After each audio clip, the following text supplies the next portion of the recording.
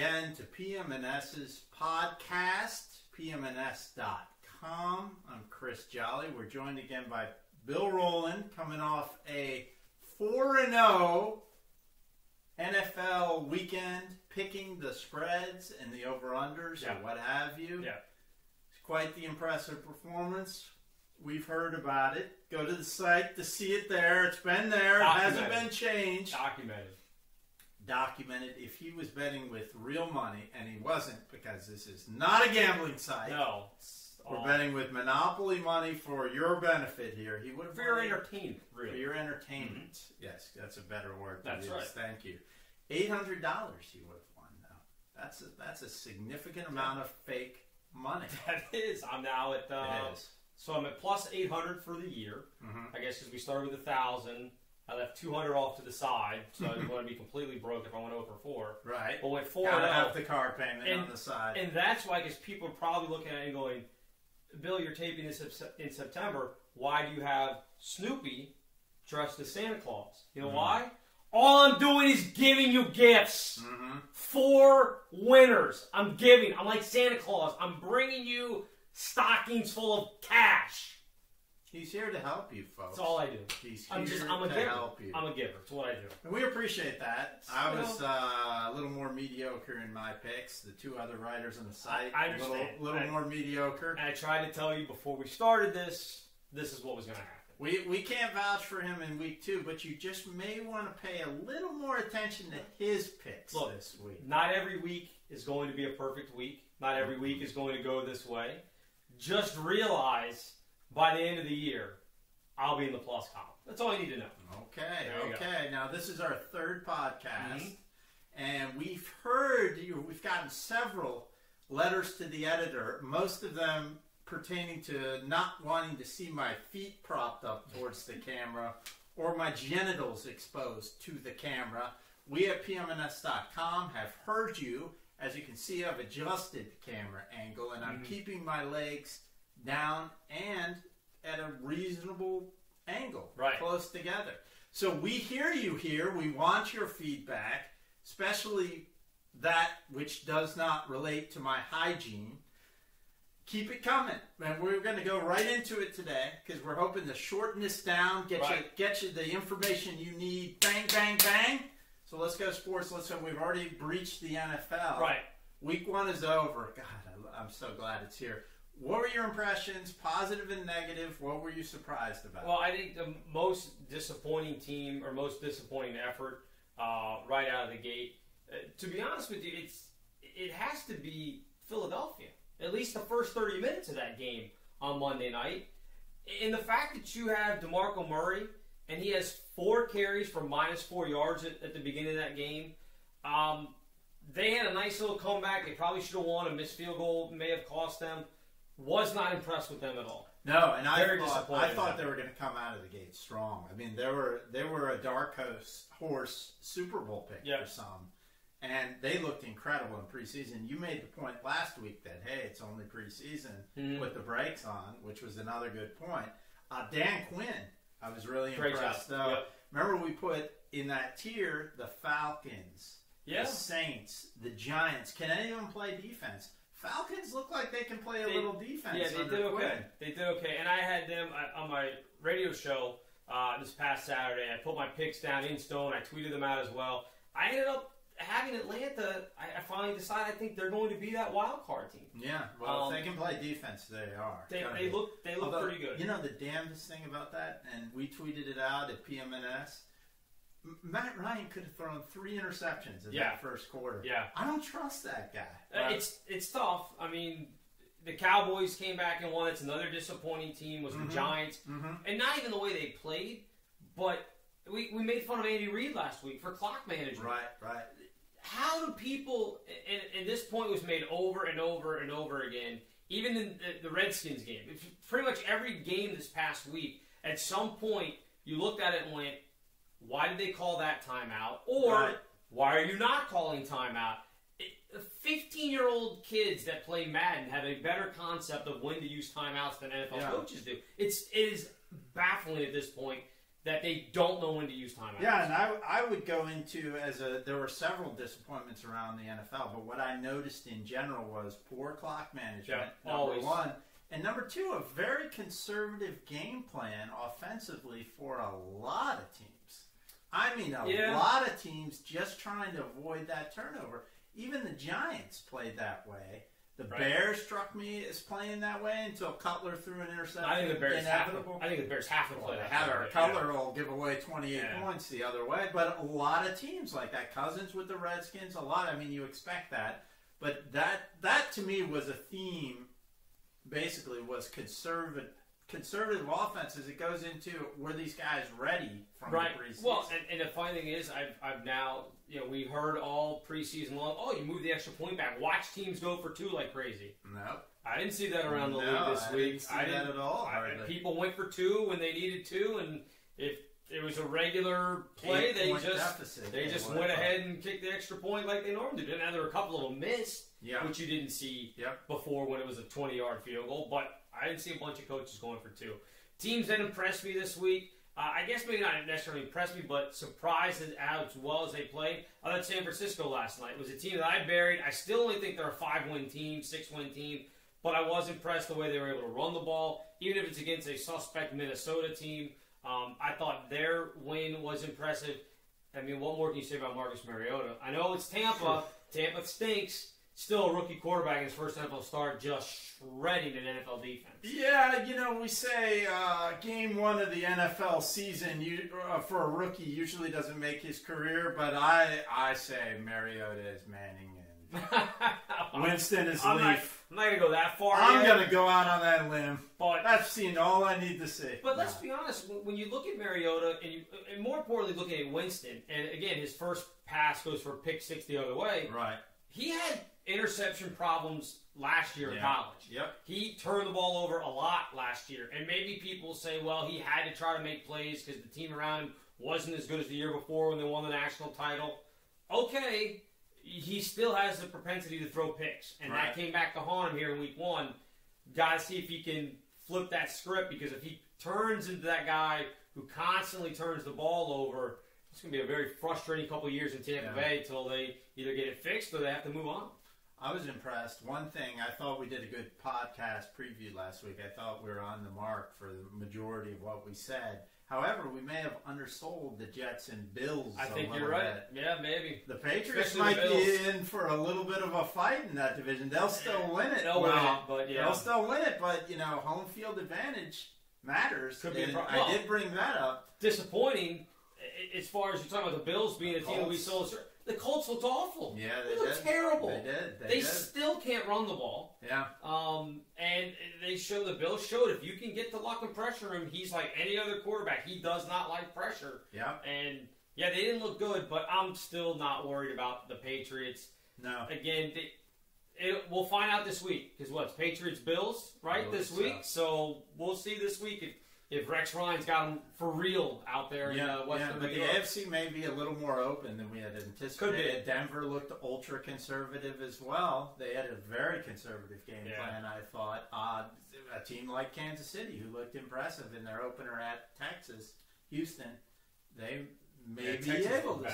Yeah, they did. So we'll see. We need more information, but we'll move on from the NFL.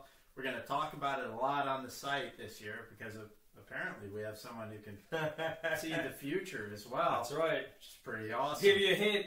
Watch the Tennessee game this week. Okay, what is that? That's a hint. Who are they playing? I don't even know. I believe Tennessee is at Cleveland. Okay. Yeah, I think you're right. Keep an eye on that line during the week. God, Cleveland has to feel bad after getting killed by the Jets and then go, well, at least we get Tennessee on the way home, and then watching Tennessee. That's not a good Cleveland, thing. by the way, now 1-16 since they've come back to the NFL in season openers. 1-16. Excellent. And you live in Cleveland. Cleveland rocks. Anyway, let's move on to politics. Not too much sports going on other than Serena's shocking loss, but we won't. That's enough's been said. She choked. Everybody kind of covered it, yeah. Yeah. So we'll move on to politics, and the big event tomorrow is at Wednesday 8 night. p.m. Wednesday night, thank you. Yep. 8 p.m. Eastern Daylight Time, CNN hosts the second GOP debate at the Reagan Library. They moved it from 9 to 8 because, man, ratings. I mean, that first one for Fox got a ton of ratings. So they're moving it. Who wants to start a debate at 9 anyway? I mean, that's just... Yeah, it's too late. Well, we're East Coast guys, so, I mean, jeez. I took a 2-hour nap and made it through halftime of the San Francisco game. If it goes 3 hours, midnight people are flipping out by then. Yeah. Especially if you're a politics junkie and you're watching the early debate. Right. You got to get out by the 11 o'clock news so that people can, on the East Coast, can watch their late news and go to bed. If it goes till midnight, people are getting up. Right. Well, I'm going to write about it, I think. I'm going to put something else up on the site before the debate, but let's talk about it for a minute. Okay. There's a lot of fascinating storylines. Number one, it always starts with Trump. He's got a new opponent on the stage this time in Carly Fiorina. So that's going to be an interesting dynamic. He can't really necessarily insult Carly to her face and get away with it. Well, he tried. I mean, he obviously can't go after her like he did going after Megyn Kelly.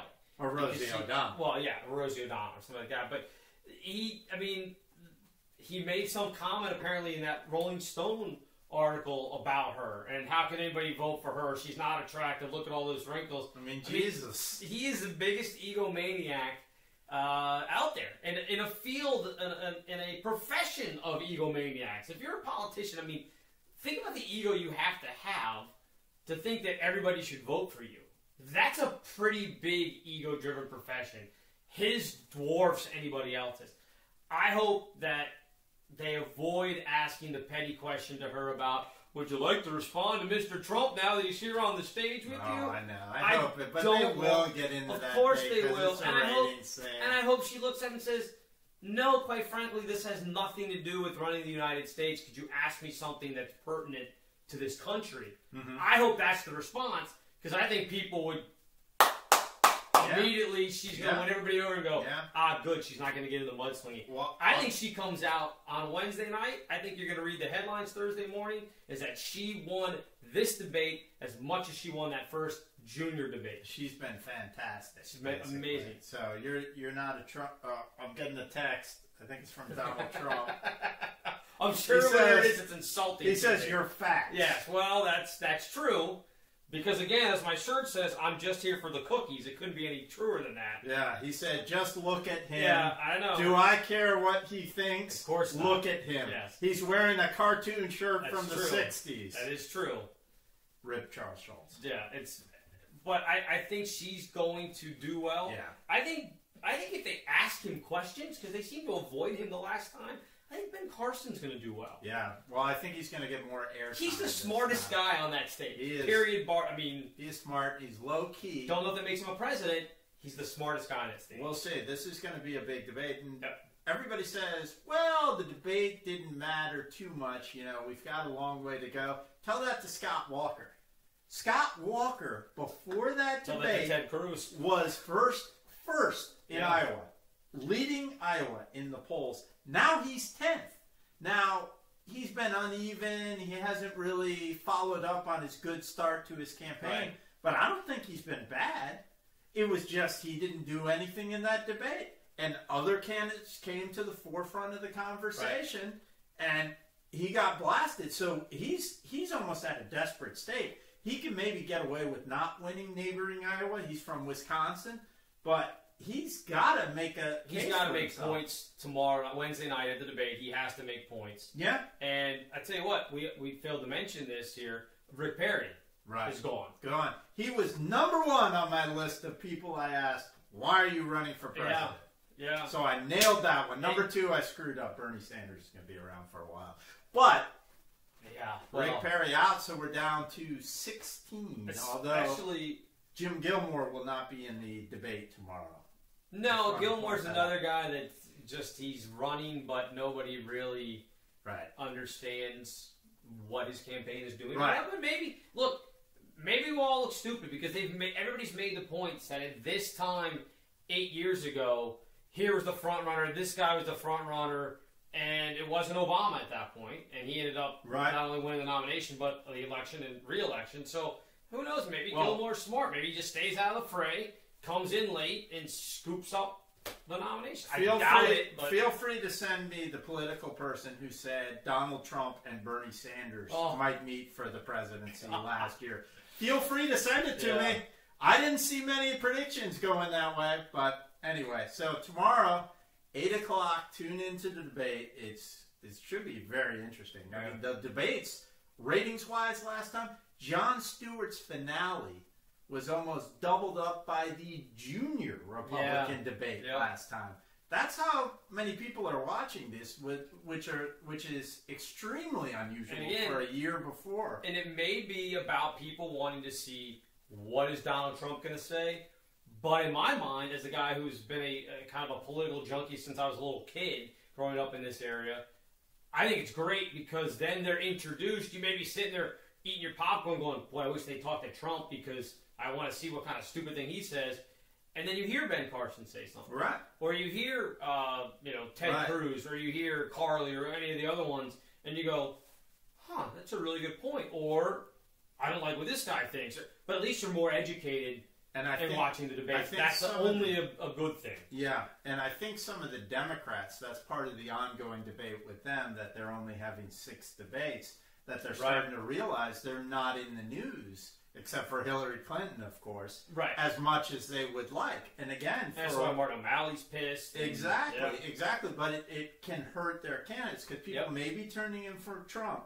And I would argue, though, again, the junior debate, sans Trump last time, had a 6.1 rating. That's true. So people are tuning in anyway. Plus Trump, the Republicans are getting their message out. Yeah. And the Democrats, and Martin O'Malley's mad about it, aren't really, except for Bernie Sanders, who is doing very well. I put an article. He just spoke at Liberty University. Which is amazing. Yesterday. Yeah, he strikes me as someone who, believe it or not, is possibly a guy that will reach across the aisle, as I mentioned on the last podcast or 2 podcasts ago. He spoke at Liberty University, somewhere you wouldn't see a progressive. Wrote an article. His speech is on the website, PM&S.com, so check it out if you're so inclined. It's not a long speech, so you should be able to get through it okay. There's some of these long speeches. I mean, I can't watch them. But anyway, tomorrow, 8 o'clock p.m., GOP debate, CNN, tune in. The last thing on Sanders, he even though it has nothing to do with United States politics, he gets involved because everybody's talking now about the UK where Corbyn just won the Labour Party leadership, and he is considered even further left than Sanders is, and everybody's talking about how this is the new wave, and hey, if he can win over there in the UK and be in the Labour Party leadership, why can't Bernie Sanders? Well, being in the leadership, is different too. But I mean, again, national acceptance. That's the party of Tony Blair, right? And he has come in and basically blown it up. Right.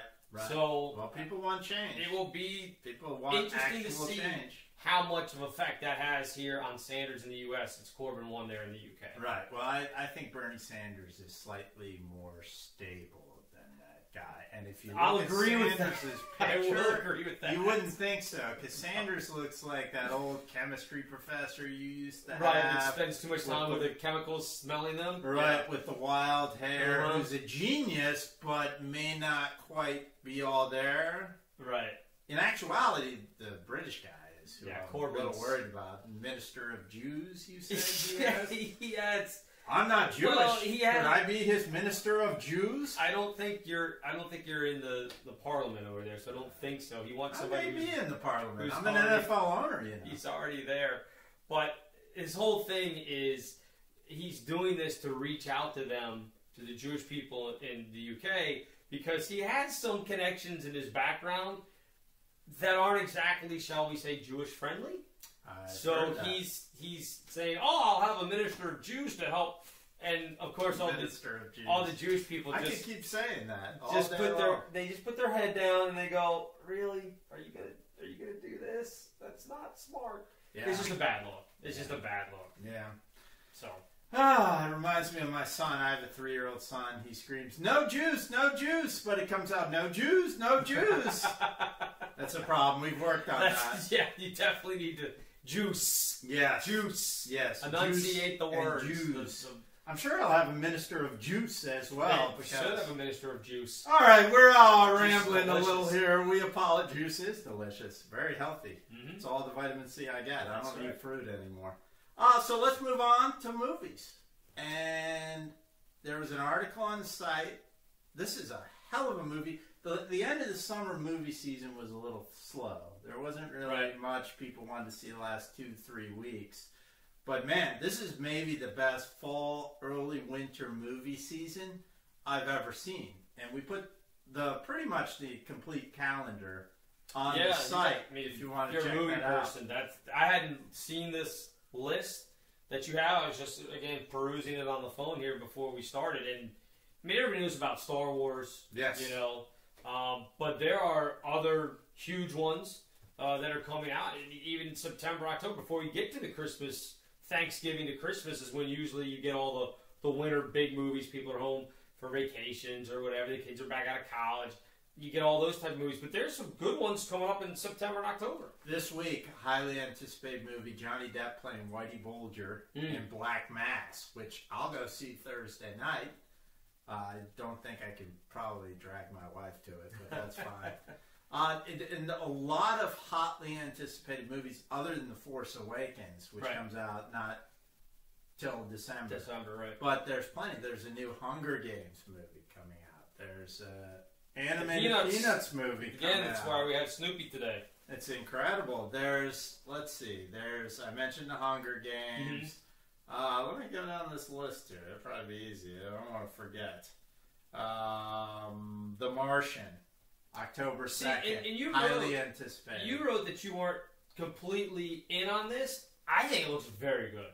Everybody said. Everybody seems the excited. The previews look really good. Well, you know, I mean, are they going to save him? I don't know. I doubt it. He'll probably die. Be like Major Tom. No, to me, it just, I don't know. It just doesn't excite me for some reason. But people, I am not like all you people out there in movie land necessarily. A lot of people want to see this movie. I think it looks They're great. excited for it. Comes out October 2nd. The next week you get Pan, which is the Peter Pan movie. And I saw the previews for that for the first time over the weekend. You'll draw an audience. Of course I will. Huge audience. I may not be a part of it. Okay. I don't know that I'm into the Peter Pan mythology. Yeah. I don't know that any of us are into it. No, I know, but I'm saying, some people look at it and go, oh, this could be really good. I guess maybe I still look back and go, Hook was such a disaster in my mind. I didn't think it was very good. I just don't Everybody know. loves that movie. I know. And you know who loves it? I didn't like it either. I saw it in the movie theater. Yeah. I didn't think it was that good. You know who loves it? People that were younger than us that saw it. They love that movie. Sure. They love that movie. Right. And this is going to be, it looks like a good special effects movie. Right, all the CGI. Yeah, but I guess all of them are. That same week, Steve Jobs is getting an Oscar by Jobs. Steve Jobs. Steve who? Jobs. Oh, Steve Jobs. Yeah.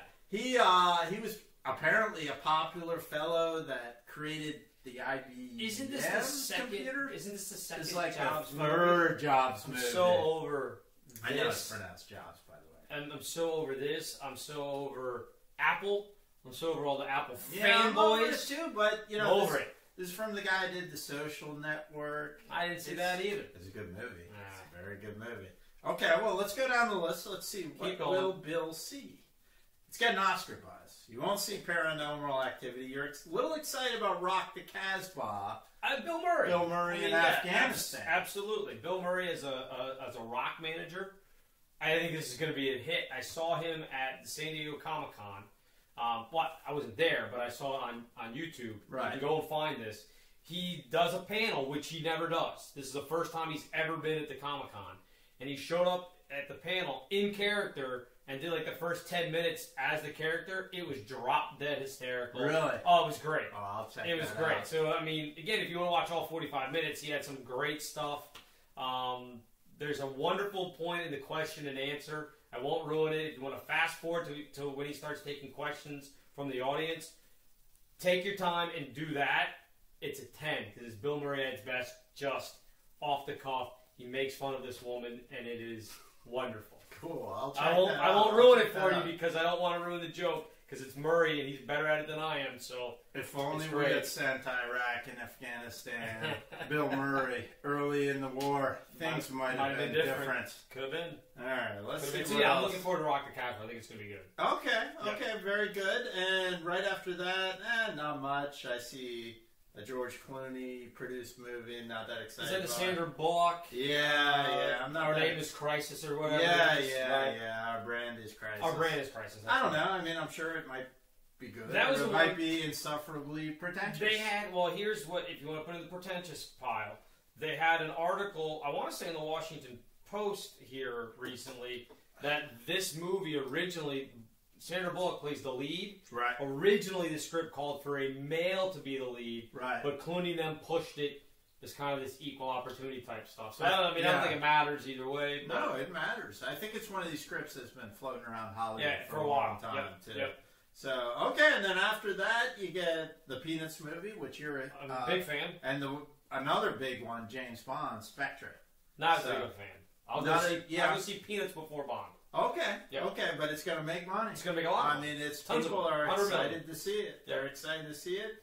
You go the next week, you get the 33, which is about the Chilean miners trapped underground. What week is that? Are we into November now? November 13th. Yeah, I won't be seeing that. Okay, you get My All American by the guy who wrote Hoosiers and Rudy.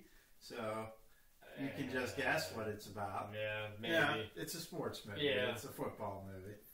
And then you get into December, in November you have Creed still. You have a Disney Pixar movie, The Good Dinosaur, coming out. I mean, these are going to make money. They're going to make money, but, I don't know. Is Creed going to make money? Are there still enough Rocky fans out there? Absolutely. And Stallone fans. Absolutely. That they'll buy into it after you had, what was the last one that they did? Rocky Balboa, 6 where he fought Antonio Tarver and fought him almost to a draw, which was pretty impressive for a 60-year-old. But again, I mean, how did that movie do? It did okay. It did okay. And this movie, I think you're looking at it in the 40 million, 50 million opening. I punched out maybe 35. What was the one after 3? That would be 4 where he fought Mr. Drago. Okay, that was Drago? Yes. Right. 4 was Drago, 3 was Clubber What was Lang. 5? 5 was Tommy Morrison. That was the last one I saw because it was stupid. Yeah, that was kind of stupid. But I'll tell you what, and I told this to a neighbor the other day because for some reason we were discussing Rocky 5.